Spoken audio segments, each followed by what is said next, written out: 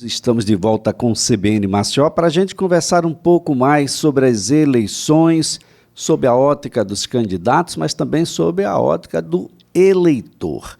Desde o sábado dia 17 deste mês de setembro, que nenhum candidato pode mais ser detido ou mesmo preso, salvo em condições adversas, o flagrante delito, por exemplo. Mas tem outras datas, né? Daqui a pouco será a vez de você, eleitor, também ficar na mesma condição. Por que isso acontece? Porque se faz necessário. De fato, a gente não pode ser preso de jeito nenhum. O que é que a gente pode entender? O que é que a Justiça Eleitoral entende por flagrante delito? É um assunto para um dos mais respeitáveis advogados eleitorais do Brasil, professor Gustavo Ferreira. Sempre um prazer, viu, professor, recebê-lo aqui. Um bom dia. Bom dia, Elias. Bom dia, os ouvintes do CBN. Prazer é meu estar aqui falando com um amigo um pouquinho de direito eleitoral nessa lição tão animada que vivemos, né? Muito animada, professor. Bem, professor, dia 17, desde aquele dia, desde o sábado, candidato não pode ser preso ou detido, salvo nessa condição de flagrante delito.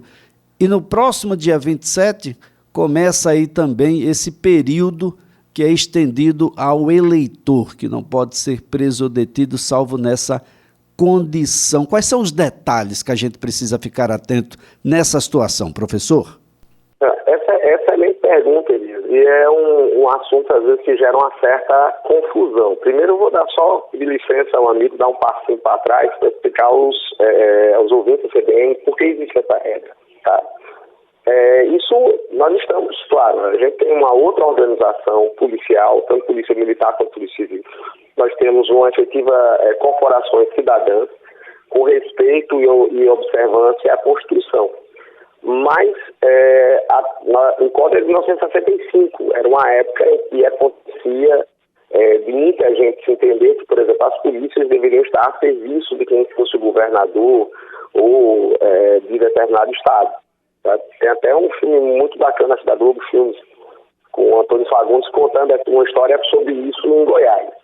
É uma situação parecida. Então, havia uma necessidade de evitar prisões com finalidade política, com a finalidade de favorecer ou prejudicar algum candidato. E por causa disso, surgiu a ideia de que você teria que dar uma garantia aos candidatos para que não viesse uma prisão espetaculosa, vamos brincar assim, né? Uma prisão com um conteúdo de espetáculo para prejudicar uma campanha. Com essa finalidade é que se estabeleceu a regra que o candidato não pode ser preso nos 15 dias antes das eleições, nem nas 48 horas após, para evitar que isso gere um desequilíbrio no processo eleitoral. Até 48 horas após o pleito também. Isso após o pleito. O primeiro turno. A gente tem um intervalo, e isso deve se repetir tanto com os candidatos quanto com os eleitores em caso de segundo turno? Sim, excelente pergunta. Aí no segundo turno essa regra também vai se aplicar da mesma forma, se mantém a regra do mesmo jeito, justamente para evitar que haja um desequilíbrio no segundo turno, aonde houver segundo turno, né? Nos lugares em que venha se realizar, porque, lembrando, não é obrigatório ter segundo turno, só vai haver segundo turno se nenhum candidato conseguir a metade mais um dos votos válidos no primeiro turno. Se algum candidato a presidente ou candidato a governo do estado conseguir mais da metade dos votos válidos no primeiro turno, aí eu não realizo o segundo, né? Eu só realizo se isso não acontecer. Aí os dois mais bem votados serão chamados, né, serão convocados a participar do segundo turno, que é no último domingo de outubro. Professor, essa é uma situação que as pessoas precisam ficar atentas, porque o flagrante delito, ele é uma realidade para determinadas situações e pode ensejar, sim, ou numa condição de detenção ou numa condição de prisão propriamente dita. E é importante que as pessoas entendam, ninguém está livre para cometer delitos. e Elisa, a sua observação é extremamente importante, porque até por, claro, não é maldade, é o desconhecimento da legislação, muita gente acha que essa regra é absoluta, né? E que, então o candidato não pode ser preso de jeito nenhum, ele está liberado de ser preso. O eleitor, nos 5 dias que antecedem a eleição, também não pode ser preso de jeito nenhum, né? Como você bem anunciou no começo. Não tem exceção, tem exceção sim. Para o candidato, a única exceção que existe é a prisão em flagrante, ou seja, o candidato é pego cometendo um crime, né? Língua de gente, né? Fugindo do juridiquês para o português. Se o candidato for pego no ato que está cometendo um crime, aí ele vai preso sim. Mas tem faltando 10 dias para as eleições. Não interessa. Ele vai ser preso e é levado e é conduzido, e aí a autoridade policial vai entender se ele deve ficar preso e por quanto tempo deve ficar, né, ou o judiciário.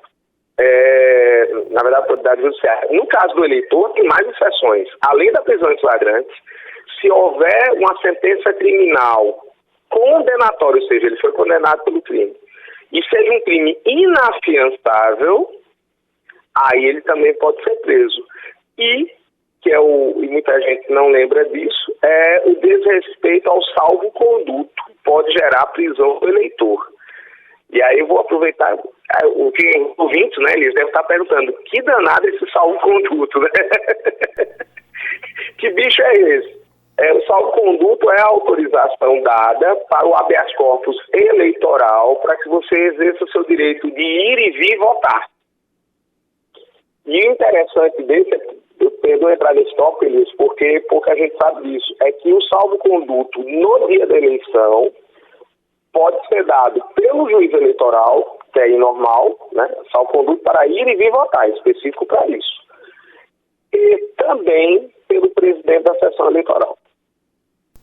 Agora, professor Gustavo Ferreira, a gente sabe que por excesso de zelo, ou por desinformação, ou porque não gosta mesmo do tema, algumas autoridades eleitorais, e vai para além dos magistrados, cometem alguns excessos.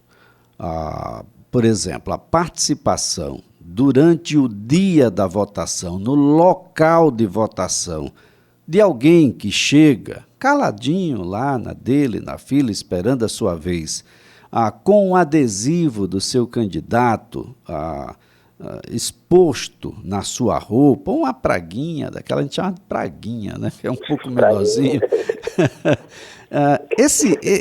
Um afastamento, a retirada brusca desse adesivo, a imposição para que ele não ostente esse adesivo, ela é legal, professor? Não, aí é excelente pergunta, tu. Veja só, o que é proibido? É proibido a boca de urna no sábado que antecede as eleições, às 22 horas, até durante o dia da eleição.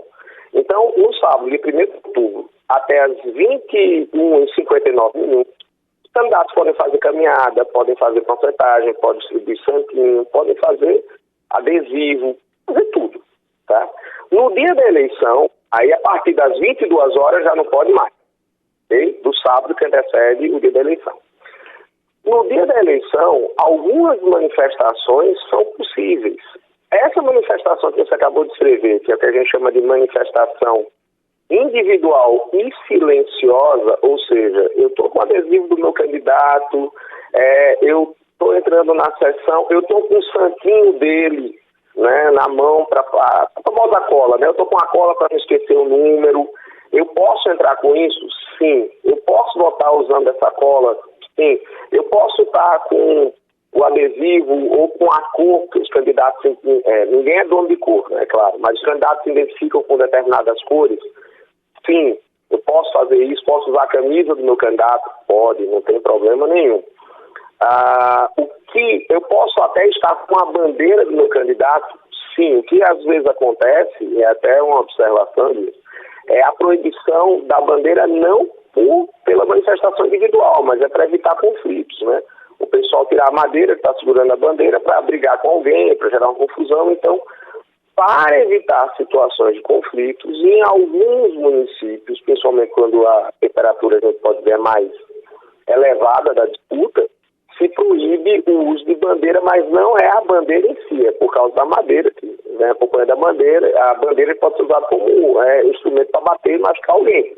Mas se eu estou com minha bandeira tá amarrada na minha cintura e eu entro, não tem problema. O meu carro está com furadinho, eu vou ter que tirar o furadinho na véspera da eleição? Não, pode ficar com ele. Posso estacionar o carro? Sim, estaciona lá. Posso ligar o som bem alto para a música do meu candidato? Não. Porque a manifestação é individual e silenciosa. Aí eu estou em silêncio, mas a gente reuniu umas 50 pessoas, mas a gente juntou aqui o pessoal do partido da CBN, então todo mundo junto aqui, a gente vai junto entrar nos FEPA. Né? Vamos fazer uma bateria ali de eleitores do partido da CBN. Posso? Não. Por que não? Porque a manifestação é individual e silenciosa. Né? Então, obedecida essa regra de você estar individualmente, né, e sem fazer barulho, indicando sua preferência eleitoral, não há nenhum problema. E, gente, quando eu falo individual, isso é uma pergunta importante, cabe também a regra do bom senso. Eu vou ter um casal, vai Elias com a esposa e suas filhas votar, é uma família que está votando. Né? A proibição é quando o Elias reúne todo mundo aí da CBN e junta um bloco de 30, 40, 50 pessoas para ficar na frente da sessão. Isso que é proibido. Mas você ir com a esposa, e com os filhos, e com, né, um vizinho, está acompanhando um parente, isso aí, não, evidentemente, não é um problema. E aí, né, cabe naturalmente a quem conduz a sessão eleitoral bom senso, serenidade, se não tem problema, por que arrumar problema, né, professor? Olha, perfeita observação sua. Vamos lembrar aquele ditado de vó, né? Prudência e canja de galinha não faz mal a ninguém. Então, assim, é só... Né? A gente pode dizer que nas últimas eleições o TRE tem feito um trabalho de orientação, o Ministério Público também, aos juízes e promotores eleitorais, que o ouvinte pode achar estranho, mas como assim trabalho de orientação? Os juízes e os promotores eleitorais, eles têm mandato, então passam 2 anos e depois eles saem. Né? São 2 anos e eles saem. Então, eu tenho sempre, principalmente nas cidades de médio e grande porte, uma alteração do juiz que administra a eleição. E aí a Justiça Eleitoral, via seus servidores, que aí é um corpo técnico fixo, via o Ministério Público, a Procuradoria Regional Eleitoral e a Corregedoria do Tribunal Eleitoral, orientam e explicam os procedimentos. Então, a gente tem notado, e isso é uma verdade, que nos últimos anos, atritos desnecessários ou até interpretações atravessadas, vamos dizer assim, interpretações excessivas da lei, têm reduzido muito. Né? O pessoal tem sido adotado a regra do bom senso. Claro, aqui e ali alguém... direito de ciência exata, né, Liz? A gente sempre mexe, né? 1 mais 1 é 2 na engenharia. No direito pode ser 433, né? Então, alguém dá uma interpretação um pouco diferente do padrão adotado, mas o tribunal tem sempre agido de uma forma a adequar e as eleições serem tranquilas mesmo. Né? Os problemas surgirem entre os candidatos à disputa eleitoral de forma democrática, de forma respeitosa. Agora, professor Gustavo Ferreira, só para a gente concluir aqui a nossa conversa, é uma situação que acontece, é recorrente e as pessoas precisam ter essa clareza. Primeiro, há uma ideia de que, olha, não vou logo cedo não, porque vai que alguém que precisa ficar na mesa de votação tem uma dor de barriga e alguém vai me chamar para assumir essa vaga lá. Então a galera já vai precavida, todo mundo só chega um pouco depois. E segundo quem é prioridade, de fato, na hora de passar à frente dos demais numa fila de votação, professor. Vamos lá. Elias, de fato, a possibilidade de ser chamado e a pergunta é muito boa porque a gente fala muito da eleição e acaba não lembrando do dia da eleição, né, que é um dia que tem muita... vamos dizer, o ponto final dessa corrida eleitoral. Né? Eu sempre brinco que, nas devidas proporções, brincando um pouquinho, a eleição é a maratona, é quando você entra no maratona da Olimpíada, você vai entrar no estado olímpico, né, que você vai ter que dar, o dia da eleição vai ter que dar aquela corrida final. Né? E é um dia que, naturalmente, tem extrema preocupação, extrema atenção, né? para a atuação das pessoas. Os mesários são extremamente importantes. Qualquer pessoa da fila pode ser chamada para ser mesário, desde que não tenha nenhum impedimento, ou seja candidato, parente candidato, dirigente de partido ou federação, tem que ser maior de 18 anos, não trabalhe nas polícias, né? Pode ser convocado, e é um serviço cidadão. Para cada dia que você está a serviço da Justiça Eleitoral, além de ter um serviço público, você ganha, e ganha efetivamente, 2 dias de folga no seu trabalho, seja iniciativa privada, seja serviço público, tá? Então, e para quem quer fazer concurso, eu sempre digo que os meus alunos são concurseiros, né? Alguns concursos públicos fixam com critério de desempate a você ter sido mesário. Então, já vai, para quem tem medo de ser mesário, tem uma vantagem, que é, né, poder ter 2 dias de folga no seu trabalho, e para quem vai fazer concurso, é com critério de empate. Quem é estudante universitário, a maioria das universidades aqui, não vou dizer todos, porque vai que algum ainda não assinou esse acordo com o TRE, dá horas, né, horas de atividades extras curriculares para os alunos que são mesários.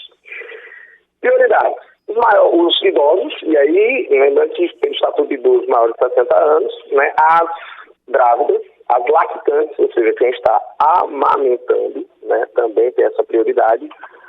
O pessoal das polícias em serviço, mas porque a polícia normalmente no dia está trabalhando e trabalhando bastante, né, a favor da Justiça Eleitoral.